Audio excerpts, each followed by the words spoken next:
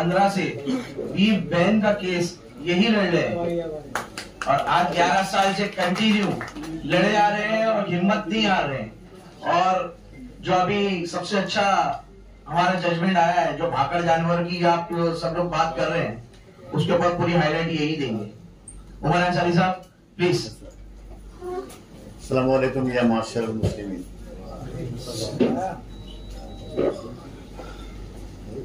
बिलखुसूस सनोवर भाई का और दीगर अकाबरीन जो मुख्तलिफ डिस्ट्रिक्ट से आए हुए हैं अहले कुरैश बिरादरान को मेरी तरफ से अस्सलाम वालेकुम वरहमतुल्लाहि वबरकातुहू।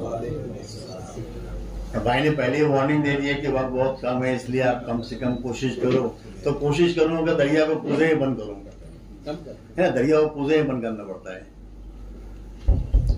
पिछले कई दिनों से यारिद आसिफ मेरा जो है साथी है, मेरा हमसफर है, मेरा हम प्याला है, हम निवाला है।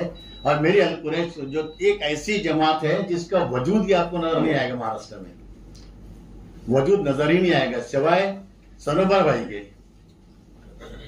क्योंकि जब हम केस लड़ रहे थे महाराष्ट्र में उस वक्त हमको 3 चीजों का स्टक डाउन मिला था, 2-3 ऑर्डर मिले थे। उसके बाद गवर्नमेंट सीधे भागी सुप्रीम कोर्ट, हमने उसका पीछा किया। जब सुप्रीम कोर्ट 23 मरतबा गए तो कम से कम 13 मरतबा एडवोकेट सनोवर कुरैशी भाई हमारे साथ मौजूद थे। बहुत सी बातें ऐसी जो पर्दे सीधे राज में है, किसी को पता ही नहीं चलता। मैं वो तो शायद नहीं जानता हूँ और बहुत मुझे भी नहीं जानते होंगे, बल्कि हमारी जो हैसियत नहीं, जो काम करना है अल्लाह करवा लेता है। जब वो एक अवाबिल से काबे को बचा सकता है, अबरहा के हाथी को मार सकता है, तो किसी एक मामूली आदमी से वो बड़े से बड़ा काम भी कर सकता है। अब आइए असल मुद्दे की तरफ। सबने लगभग अपनी अपनी राय का इजहार जरूर किया है, हम लोग देर हो गए, उसके लिए सबसे पहले माफी। सनोवर भाई आपसे सबसे ज्यादा माफी, कल आपसे बात हुई थी वो ये कि भाई अब फिलहाल जो दौर चल रहा है हड़ताल का, इसका प्रोटेस्ट का, एहतजाज का, इसका बहुत सी चीजें ऐसी है। कुछ मैं अहले कुरैश बिरादरान के लिए एक बिलखुसूस तोहफा लाया हूं, बिलखुसूस तोहफा अहले कुरैश के लिए। ये अहले कुरैश भी जो है ना, जहां तक मैंने तारीफ पढ़ी है कि राजपूत कौम की तरह बहादुर है, बहुत जरी है, किसी से नहीं डरने वाली कौम है। लेकिन जिस तरह राजपूत मुख्तलिफ कबीलों खानों में बटे हुए थे ना, उसी तरह हम भी बटे हुए हैं, हम में इत्तेहाद नहीं है कहीं भी। हजराए करम, कभी मुझे अमरावती से फोन आता है, कभी अकोला से आता है, कभी नागपुर से आता है। वजह उसकी सिर्फ ये थी कि अभी कोई साहब बोल रहे थे कि 100 साल जिन्होंने काम नहीं किया हम 5 साल में इंशाल्लाह हो जाएगा। अगर ऐसा रहबर आपके पास सामने रहेगा तो होगा यार, क्यों फियर करते हो? रहबर जरूरी है। अगर यही सारी कुरैश बिरादरी पहले एक जगह मुत्तफिक होती, इत्तेहाद करती, हर डिस्ट्रिक्ट में एक अमीर बनाती और हर अमीर मिलकर जो है एक अमीरुल उमरा बनाते, जो वो कहता उसकी बात पे अमल करते, तो कोई कुछ बईद नहीं है कि आज हम कामयाब हो चुके। और लड़ाई लड़नी है।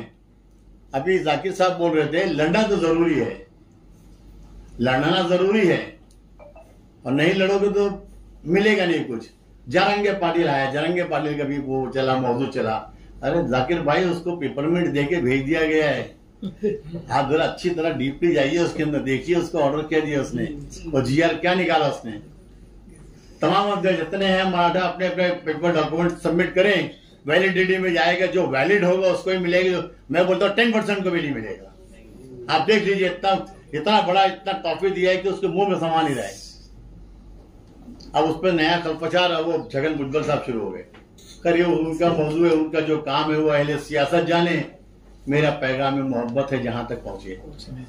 अगर इत्तेहाद हमारी सफों में होता, अमरावती की एक टीम है, बुल्डाना की एक टीम है, यवतमाल की एक टीम है, अकोला की एक टीम है, नागपुर की एक टीम है, औरंगाबाद के एक एडवोकेट साहब अजीम साहब हैं कि पता नहीं, आपका इंतजार करते करते चले। अरे खैर उनसे मेरी बातें होती रहती हैं।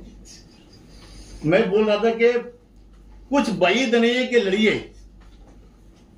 तलवार मत उठाइए, खंजर मत उठाइए, पत्थर मत उठाइए। अल्लाह की कसम बोलता हूँ, सिर्फ ये कलम के अंदर वो ताकत है कि हुकूमतों का तख्ता पलट देती है। ये तख्ता पलटती है। सनोवर भाई शाहिद है इस बात के कि जब जब हम गए सुप्रीम कोर्ट, कुछ न कुछ तो हुआ जरूर। और फिर जब कपिल सिब्बल साहब ने उन बेवाओं की तरफ से और उन यतीमों की तरफ से, उनकी माओं की तरफ से जब एक केस सुप्रीम कोर्ट में डाला, भाई को मालूम होगा सूर्यकांत, जस्टिस सूर्यकांत, और दूसरे जस्टिस का नाम उसके बेंच का मैं भूल गया हूं, उसने कहा कि अगर भाई ये सारे मामला, सारे मॉब लिंचिंग वगैरह सिर्फ इस वजह से हो रहे हैं, इस वजह से हो रहे हैं कि जानवर जो है पकड़ धकड़ सही है, अगर लीगल भी है तो भी पकड़ धकड़, गलत हो तो भी पकड़ धकड़, उस पर मारना पीटना, लिंचिंग, कितने नाम गिनवाए जाए आप सबको मालूम है। अखलाक अहमद से लेकर यहां तक चले आई, सब लिंचिंग में मारे गए। महाराष्ट्र में भी शुरू हो चुका था और शुरू है। इसको रोका कैसे जाए? आप सभी काबरीन है, जी फहम लोग हैं, आप लोग ज्यादा अच्छे तरीके से सोच सकते हो। मैं इस मामले में जाहिल हूं, भले ही मैं किसी के एसोसिएशन का एक जनरल सेक्रेटरी हूं, लेकिन मैं नहीं जानता मैं सिर्फ इतना हूं कि खुदा गवाह है कि जब उसने फरमाया कि अल्लमा बिल कलम अल्लमल इंसान मालम यालम, कि हमने तुमको कलम से लिखना सिखाया है, और वो सिखाया जो तुम नहीं जानते थे। तो कोई जरूरत नहीं कि बड़ा जरंगे पाटिल की तरह 1 लाख मुर्गा आदमियों का मोर्चा लेके जाया जाए, कोई जरूरत नहीं कि वो किसी मिनिस्टर की चौखट पे जाया जाए, कोई जरूरत नहीं कि किसी मिनिस्टर के हम सामने गिर रहे हैं, हुजूर करवा दीजिए, मालिक करवा दीजिए, नहीं होता। 2 छोटी छोटी मिसालें फिर मैं भाई के हिसाब से बंद कर दूंगा। महाराष्ट्र में, पूरे महाराष्ट्र के अंदर जानवरों की एंट्री की फीस 200 रुपए थी। जब जानवर स्लॉटर हाउस दाखिल होता है तो एक मेडिकल एग्जामिनेशन होता है, उसकी फीस 200 रुपए थी। हमने कोर्ट का दरवाजा खटखटाया, कोर्ट ने ऑर्डर दिया कि भाई इनके उसमें जो है कमी की जाए। वो 200 रुपए से घटकर वो 100 रुपए हो गया, और 100 रुपए का फायदा ये हुआ कि बॉम्बे के, सिर्फ बॉम्बे देवनार के व्यापारियों को 1,83,716 रुपए का फायदा पहुंचा। कोशिश करिए ना, कोशिश करिए, होगा, जरूर होगा। जब सुप्रीम कोर्ट में कपिल सिब्बल साहब को उन्होंने ये ऑर्डर दिया, सूर्यकांत साहब ने, और गालिबन विश्वनाथन साहब थे, उन्होंने कि भाई अगर ये लिंचिंग विंचिंग का मसला जानवरों की वजह से होता है तो हर किसी को ये इख्तियार है कि भाई जानेंगे अच्छी तरह से, और भी एडवोकेट साहब हो सकते हैं यहाँ पर। आर्टिकल 47 के हिसाब से कॉन्स्टिट्यूशन ऑफ इंडिया, स्टेट का ये हक है, स्टेट की ये जिम्मेदारी है कि अपने स्टेट के शहरियों को बेहतरीन गिजा, ताकतवर गिजा, सेहत बख्श गिजा चीपेस्ट रेट पे, कम से कम कीमत पे मुहैया कराई जाए, जो सिर्फ रेड मीट है। और अपने अपने स्टेट से ये ऑर्डर ले लीजिए। तो 2022 के अंदर दोबारा हम लोग हाईकोर्ट गए। हाईकोर्ट जाने के बाद एक ऑर्डर ऐसा हमको मिला, जब उस वक्त चीफ जस्टिस दीपांकर दत्ता साहब थे, उन्होंने कहा कि भाई हुकूमत महाराष्ट्र, आपको ये ऑर्डर गाइडलाइन ऑर्डर दिया जाता है कि 6 महीने के अंदर इस मसले को हल करो। हुकूमत जो फासिस्ट हुकूमत है, हर कोई जानता है, मैं खुल के बोल रहा हूं। 6 महीने गुजर गए साहब, 2022 से 23 में ऑर्डर आ गया था, 23 से 25 आ गया। जब 25 आ गया तो दोबारा हम लोगों ने सोचा कि यार ये जो चीज मर चुकी है दबा दिया इन लोगों ने, ये दबाते हैं भाई, हमारे किसी भी मांग को दबाएंगे पहले, लेकिन नहीं जानते कि इस्लाम की फितरत में कुदरत ने वो लचक दी है कि उतना ही ये उभरेगा जितना के दबाओगे, उभरेगा, उभरता है। बिल आखिर 22 अप्रैल के दिन chief justice of Bombay high court Alok Aradhe साहब ने एक ऑर्डर पास किया कि सिर्फ 4 महीने के अंदर इस बात का तयन किया जाए कि भाकड़ जानवर, जाकिर में गौर कीजिए, भाकड़ जानवर, आप शिकलगर हैं, मैंने सुना मेरे पास गली में शिकल बहुत रहते हैं, और मैं भी कोई कुरैशी नहीं, मैं एक अंसारी हूँ। अरे आप आधे कुरैशी हो भाई, और आप तो पूरे ही भाई आसिफ भाई ठीक है, आपका बैकबोन है, सनोर भाई। अरे ये नाता बहुत पुराना है, कोई ऐसे कुरैशी नहीं, पुराना है। हम निस्बती भाई भाई अंसार और कुरैश, चोली दामन का साथ है। हाँ, मदीना के अंसार और कुरैश के मक्का। हाँ, हुजूर ने भाई भाई कर दोनों को मना किया था ऐसे। मैं इसे जब कोई बोलते हैं बिरादर बिरादर बिरादर, तो मेरे समझ में नहीं आता बिरादर क्या होता है। यही बिरादर मतलब भाई, अरे जब आप सल्लल्लाहु अलैहि वसल्लम ने खुद ही मदीने में हिजरत की तो सब मिला दिया था कि आज से अंसार और महाजिर भाई भाई है, कोई फर्क नहीं, ना तुम में, ना मुझ में, ना मुझ में, ना तुम में। तुम मुझ में हो गए, मैं तुम में हो गया। 22 अप्रैल के दिन चीफ जस्टिस आलोक आराधे ने एक ऑर्डर पास किया और हुकूमत महाराष्ट्र का जो उसका एडिशनल गवर्नमेंट लीडर खड़ा था मिलिंद मोरे, उसको बताया कि उसने बताया कि हम एक कमेटी की स्थापना करना चाहते हैं। वो कमेटी तय करेगी कि भाकड़ जानवर कब होता है, नाकारा कब होता है। पहली बात तो समझ लीजिए कि एक ये एक्ट है, अपने पास एक्ट है, उस एक्ट में तो ये साफ साफ लिखा हुआ है कि आप काटो यार, लेकिन क्या हम पाबंदी की वजह से डर करे? नहीं नहीं नहीं, कोई डर नहीं है। उसमें साफ साफ लिखा हुआ है इसके प्रियम्बल में, और प्रियम्बल किसी भी एक्ट के किसी भी उसकी रूह होती है, रूह। जिस तरह अगर जिस्म से रूह निकाल दी जाए तो जिस्म बेकार हो जाता है, उसी तरह अगर प्रियम्बल में से अगर प्रियम्बल निकाल दिया जाए, बल्कि animal preserve Maharashtra animal preservation act 1976 plus 1995 amended up to date, उसमें साफ साफ ये लिखा हुआ है कि nobody is suppose to slaughter such type of animal which is useful for milk breeding agriculture and drought. मैं सही हूं बराबर। 4 किस्म के जानवर आपको काटना ममनू है, मना है, एक्ट बन गया है। और एक भी इतना फुल प्रूफ बनाया है कमीनों ने कि बहुत ढूंढो तो कहीं जाके एक सुराग मिलता है छोटा सा। अब आपने ये लिखा है कि कारामत जानवर खबरदार नहीं काटना, वो जो दूध देते हो, वो जो खेती बाड़ी के काम आते हो, वो जो बोझा ढोने के काम आते हो, वो जो नस्ल बढ़ाने के काम आते हैं। 4 किस्म के जानवर मत काटना साहब। अगर कोई जानवर 4 किस्म के लायक नहीं है, दूसरे लफ्जों में अगर नाकारा है, आपने यूजफुल लिखा है, अगर यूजलेस है तो उसके बारे में कोई आपने डिफिनेशन नहीं दी है। इंटायर एक्ट मौजूद है, हर कोई अपने उस पर नेट पे निकाल लीजिए। उस एक्ट के तहत सीनियर काउंसिल हमारे जो है मुकेश बशी साहब और दूसरे लंदन काउंसिल आसिफ सिद्दीकी जो हमारे केस लड़ते हैं, उन्होंने बोला साहब मुझे कोई भी एतराज नहीं, पूरे एक्ट में से मुझे कोई एतराज नहीं, बंद है तो बंद रहे, बाढ़ में गया। लेकिन ये तो बताइए कि एक्ट तो बिल्कुल साइलेंट है, खामोश है, उस चीज पर खामोश है कि नाकारा जानवर का क्या किया जाए। और आज किसान वही नाकारा जानवर वो सब ले लेके भटक भटक के आपके एहतजाज की वजह से, भले ही आपको मुख्तलिफ उसमें बटे हुए हैं, लेकिन सबने कहीं ना कहीं तो इत्तेहाद का मुजाहिरा जरूर किया, अच्छा लगा।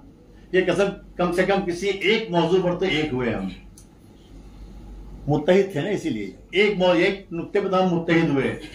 और अगर मुत्तहिद हो तो बदल डालो न जमाने का निजाम, अगर मुत्तहिद हो तो बदल डालो जमाने का निजाम, मुंतशिर हो तो मरो, शोर मचाते क्यों हो। मुत्तहिद हो तो बदल डालो, बदल सकते हैं आप कलम के जरिए। सच में तो कहता हूं, ऐसी गुमनाम तंजीम जिसके सिर्फ 9 मेंबर हैं, सिर्फ और सिर्फ। अब भाई हमारे सरपरस्त है, हमें दिल्ली के हमारे सरपरस्त हैं सनवर भाई, बखुदा जब जब गया हूं तब तब ये बिल्कुल साथ में हमारे साथ बिल्कुल साथ बैठते थे। अब इसी एक्ट के तहत में अगर आप लोग जो आपके प्रोटेस्ट चल रहे हैं ना, थोड़ा सा हाईलाइट, हमको खैर अल्हम्दुलिल्लाह अल्लाह ताला ने 22 तारीख को दे दिया, 22 अगस्त को उसका दिन पूरा हो चुका था। इन लोगों ने कोई जवाब नहीं दिया, हुकूमत महाराष्ट्र ने या कंसर्न डिपार्टमेंट ने, हस्बेंड्री डिपार्टमेंट ने। तो हमने फौरन एक नहीं, उसके पहले जो 4 महीने के लिए एक कमेटी बनी, जो उसके चेयरमैन थे रिटायर्ड जस्टिस अभय ठिपसे, जेंटलमैन आदमी था, फेयर जजमेंट देता था, उसका कोई वो नहीं था। 90 दिन हुए थे कि हुकूमत ने बोला कि साला पाला तो उधर जा रहा है, तो उसको हटा दिया और उसकी जगह पर जो है रिटायर्ड जस्टिस कमल किशोर तातेड़ को ले आए। कमल किशोर तातेड़ बता खुद जैन है और 1998 के अंदर विनियोग परिवार ट्रस्ट की तरफ से इसने सीनियर काउंसिल की हैसियत से पैरवी की थी कोर्ट में। उसके बाद 2006 में अखिल भारतीय कृषि गौ सेवा संघ, एकदम खतरनाक तंजीम है जो अपने हमेशा, मेरे ख्याल से जब 100 साल तंजीम थी ना हमारी पुरानी कोई, उस वक्त से ये पीछे लगे हुए, नस्लें दर नस्लें इसके पीछे लगी है, पुष्ट दर पुष्ट। उसको खड़ा कर दिया हमने, फौरन आईए डाला उसके अंदर कि ये आदमी बायस है, कोई फैसला आएगा वो सही फैसला नहीं आएगा, जजमेंट बिल्कुल एकतरफा आएगा, बिल्कुल। यहां तक कि उसको रोक दिया गया। फिर कुछ दिन पहले पिछले बुध के दिन मैं और आसिफ जाके हम लोगों ने बोला कि हमने आपको एक दो लेटर भेजा है। कोर्ट ने हमको एक लिबर्टी दी, बॉम्बे हाई कोर्ट ने, कि आप चाहो तो आपको रिक्वेस्ट किया जाता है, आप चाहो तो जो हुकूमत वक्त के लोग हैं, जो डिपार्टमेंट है, उसके खिलाफ आप लिख सकते हो। हमने 2 रिप्रेजेंटेशन बनाए, एक चीफ मिनिस्टर को भेजा, एक हस्बेंड्री मिनिस्टर को। वहां से कोई भी जवाब नहीं आया। उसके बाद करना ये पड़ा हमको कि एक नोटिस डालनी पड़ी। किसी ने कहा सनोवर भाई कि कंटेम्प्ट ऑफ कोर्ट डाल दीजिए।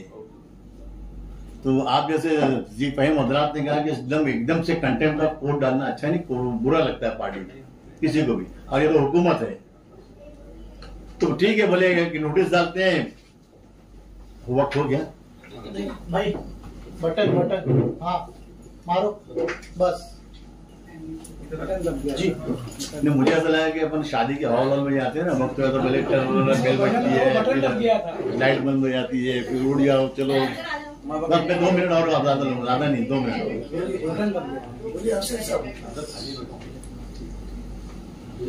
हमने जब नोटिस डाली भाई, मैं बुध के रोज डालना पड़ा, क्योंकि पीर और मंगल के दिन वो जारंगे पाटिल का वो चल रहा था, हम लोगों को जाने नहीं मिला, मंत्रालय बंद कर दिया गया वगैरह वगैरह।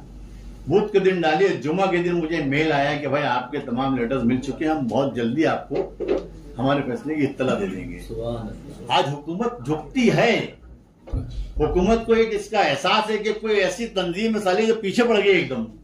और आप तो माशाल्लाह बहुत लोग हैं, एक जगह एक जमा हो जाइए ना, एक ऐसा सरबराह पकड़ लीजिए ना, छोड़ो 100 साल की तंजीम को यार। हम बहुत 100 साल झेल चुके, 100 साल।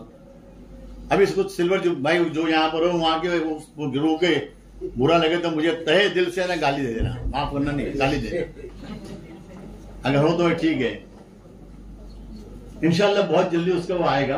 अब आखिरी बात, आप लोग जो इतनी लड़ाई लड़ रहे हो ना, देखिए मैंने कहा ना, मैं जाहिल किस्म का आदमी, नाकारा आदमी, लेकिन सिर्फ सनोवर भाई मेरी बात को समझे।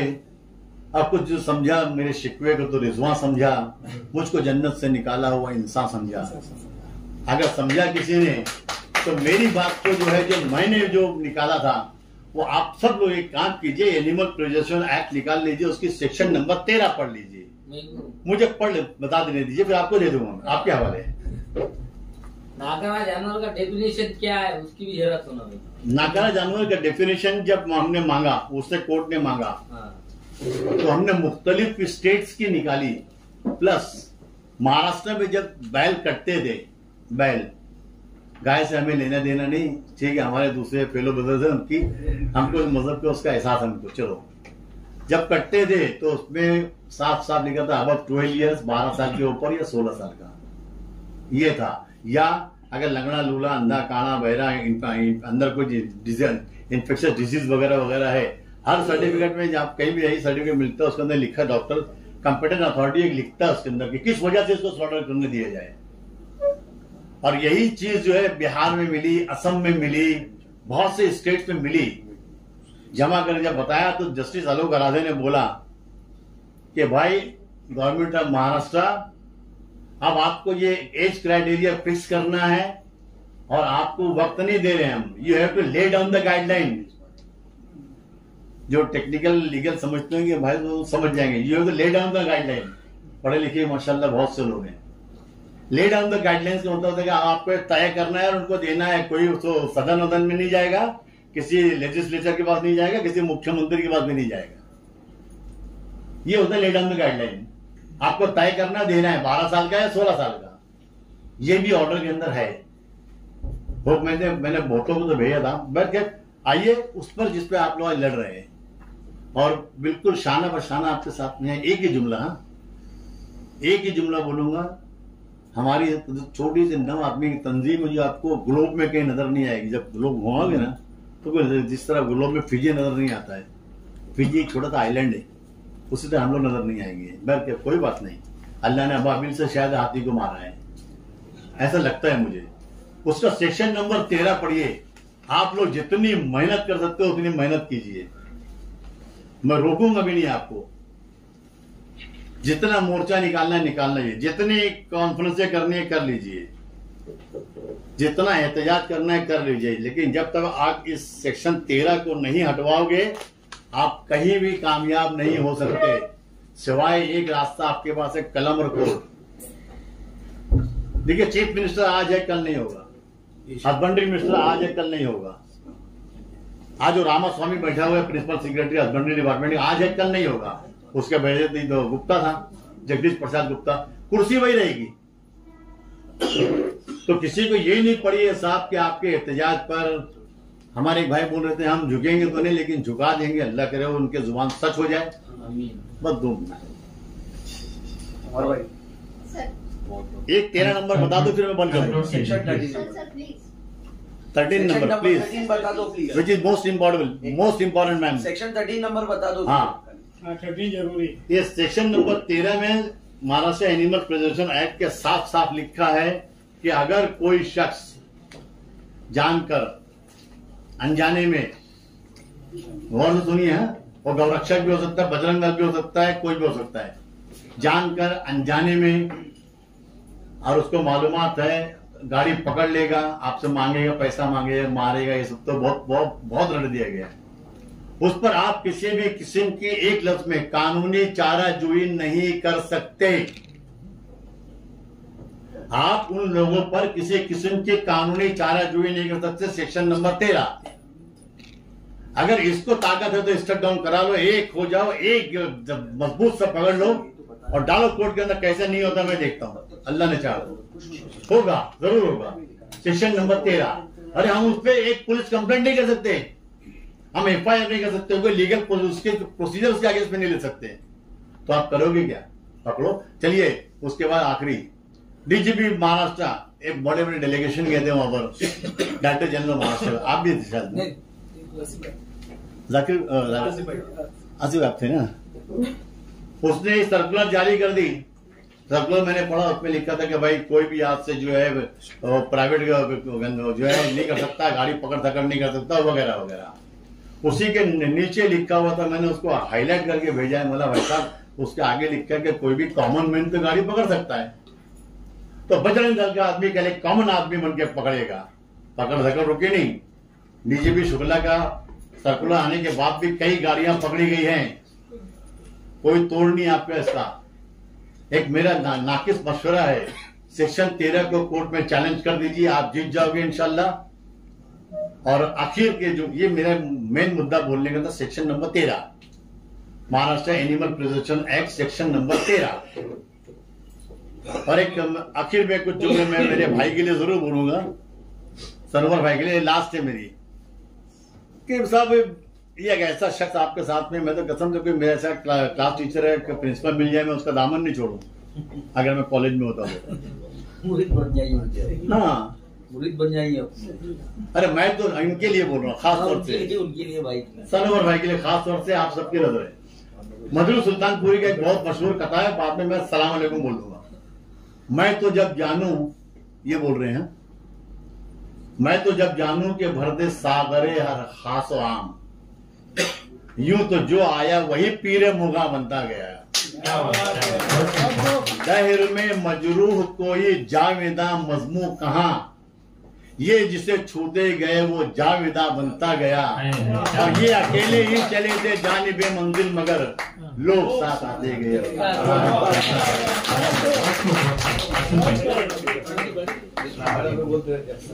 आपके जमाने के बाबा साहब